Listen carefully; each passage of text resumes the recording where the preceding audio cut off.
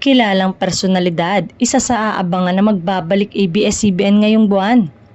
Isa pa di umano ang naghahanda sa posibleng muling pagbabalik ng sikat na TV personality sa dati nitong tahanan na ABS-CBN. Ilang taon na din simula nang nagpaalam ito sa ABS-CBN upang pansamantalang iwan ang kanyang network dahil sa mga naging kanya-kanyang issue noon.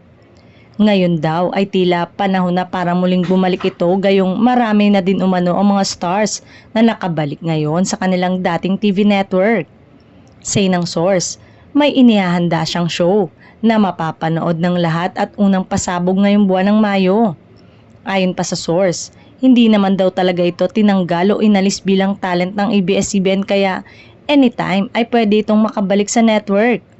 Kaliwat kanan man ang batikos noon ay nagkaroon na daw ng pag-uusap ang mga boss ng ABS-CBN na welcome siya anytime.